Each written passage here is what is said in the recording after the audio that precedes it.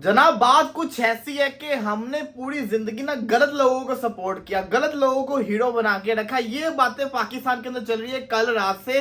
लोग कह रहे हैं कि हमें प्लास्टिक का ईगल नहीं चाहिए, हमें प्लास्टिक के किंग नहीं चाहिए। असल किंग क्या होते हैं वो अरशद नदीम ने बताया है। उसने दुनिया की सबसे बड़ी स्टेज ओलंपिक्स, जो कि खेलों का सबसे बड़ा जैसे कहते हैं ना टूर्नामेंट होता है, जहां पे एक स्पोर्ट्स नहीं होती, पूरी दुनिया के स्पोर्ट्स हो रहे होते हैं, वहां पे जिस बंदे ने पाकिस्तान को इज्जत दिलवाई है, वहां पे जिस बंदे ने पाकिस्तान का नाम ऊपर किया है, वहां पे जिस बंदे ने गोल्ड जीता है, हिस्ट्री के अंदर पहली दफा ऐसा हुआ है कि इंडिविजुअल तौर के ऊपर सबसे बड़ा जैसे कहते हैं ना मेडल पाकिस्तान की तरफ से आया है, वो किसने दिलवाया? अरशद नदीम ने।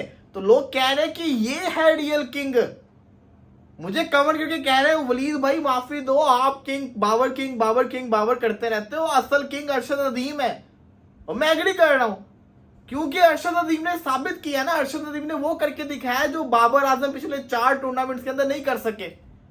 अरशद ने एक पिछला ओलंपिक्स का फाइनल खेला था जिसके अंदर उसको कुछ नहीं मिला था।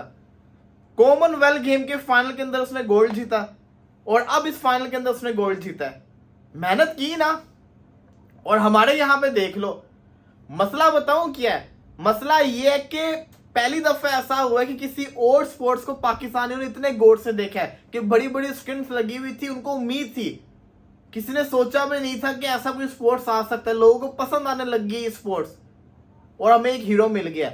हम क्रिकेट के अंदर इतना गुम हुए हुए कि हम जिसको कहते हैं ना, जो कुछ भी नहीं करते उनको भी हीरो बना के बैठे होते हैं। अब बंदा पूछे, शादाब खान के फॉलोअर्स आप देखो इंस्टाग्राम के ऊपर, और अरशद नदीम के देखो, ज्यादती नहीं है? शादाब ने क्या किया पाकिस्तान के लिए? इफ्तिकार ने क्या किया? कुछ भी नहीं। जो अरशद नदीम ने कर दिया।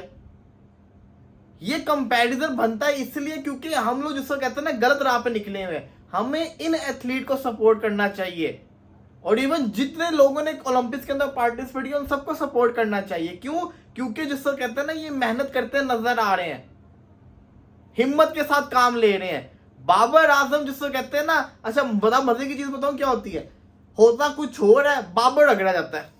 अब पता नहीं क्यों बाबर आजम को सारे रगड़ा लगा रहे हैं। वो क्यों लगा रहे हैं? क्योंकि बाबर आजम को हम कहते हैं किंग कहते हैं, बाबर आजम सबसे बड़ा पाकिस्तान का ब्रांड है। अब तो टक्कर वाला आ गया, बल्कि अरशद नदीम तो बड़ा ब्रांड बन गया।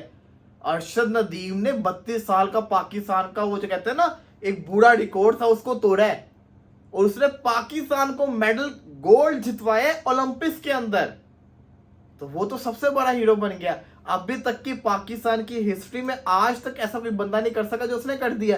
तो पाकिस्तान का अगर हम स्पोर्ट्स की बात करेंगे ना, किंग ऑफ स्पोर्ट्स, तो वो अरशद नदीम के साथ लगेगा।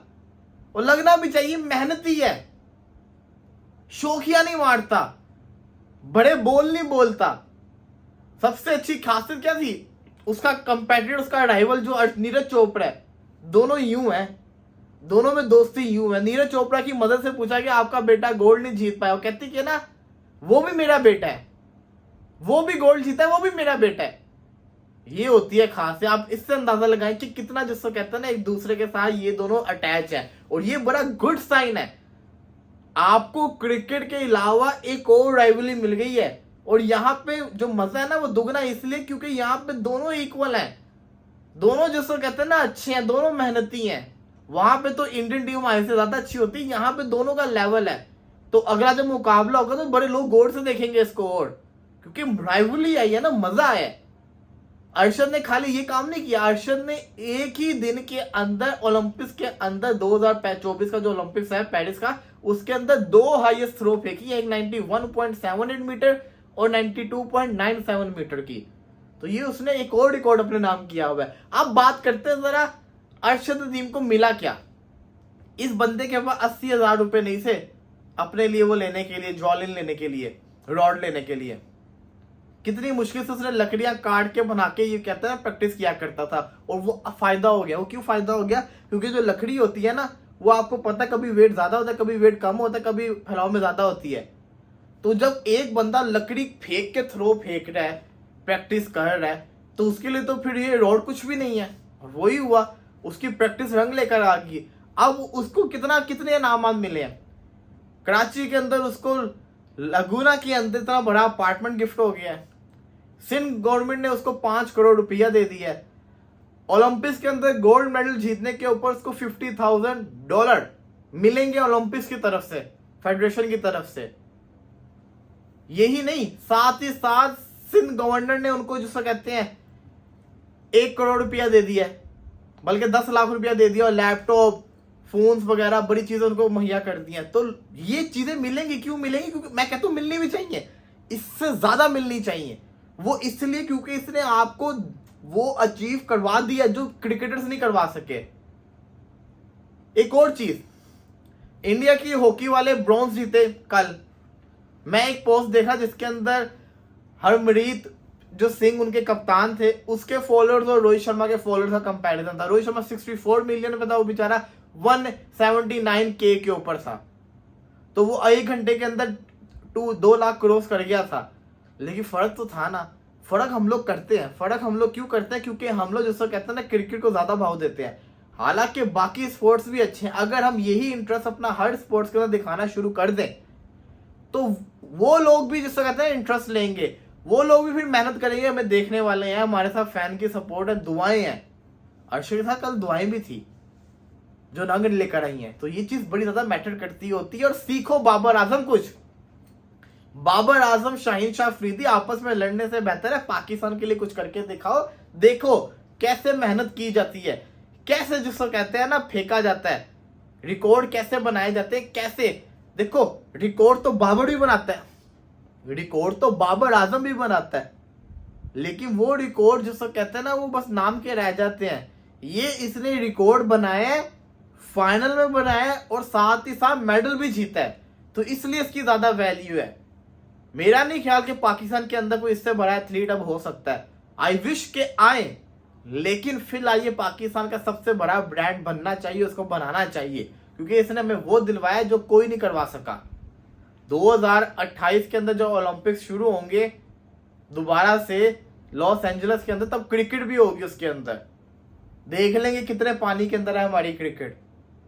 और उस वक्त उम्मीद करता हूं कि ज्यादा एथलीट्स को भेजा जाएगा। इस वक्त पाकिस्तान का 53 रैंक है, 53 रैंक के ऊपर पाकिस्तान खड़ा है, और 63 के ऊपर इंडिया। क्यों इंडिया 63 के ऊपर है?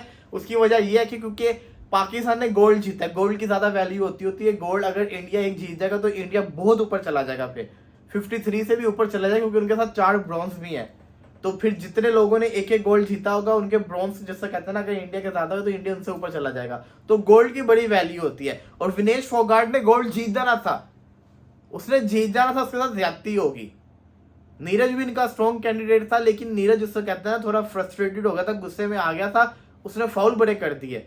हालांकि उसने जो एक थ्रो फेंकी वो 89.45 मीटर की उसने फेंक दी हुई थी। हमें तो डर लग रहा था कि अगली थ्रो ये 90+ फेंक देगा, बट जिसको कहते हैं ना वो फाउल पे जिसको कहते हैं उसका ज्यादा ध्यान रहा, क्योंकि उसके दिमाग के अंदर ये चल रहा था कि मुझे वो अर्शद ने 92 की कैसे फेंक दी, मुझे भी फेंकनी पड़नी है। प्रेशर आ गया था ना, प्रेशर बड़ी खतरनाक चीज होती है, और वो नजर आ रहा था। खैर मैं दोबारा एक चीज कहना चाहूंगा जनाब, ये है real king, real king Babar Azam, Mohammad Amir को हम किंग कहते हैं। ये लोग अपने लिए जैसा कहते हैं ना किंग है। मुल्क के लिए जो ऐसी परफॉर्मेंस दिखाएगा वो रियल किंग बनेगा, और उसको हम दिल से रियल किंग मानेंगे। दिस इज कॉल्ड ट्रू, जिसको कहते हैं ना स्पोर्ट्समैनशिप। मजा आ गया देखने का। ओलंपिक्स के अंदर पाकिस्तान का नाम रोशन कर दिया। 7 एथलीट गए थे, एक ने गोल्ड जीत लिया, रेशो अच्छी बन गई। लेकिन ये अभी स्टार्ट होना चाहिए, इसके बाद अभी और कामयाबियां हमें चाहिए, जो मिलनी चाहिए, मिलनी भी चाहिए। आई विश कि ऐसा देखने को मिले।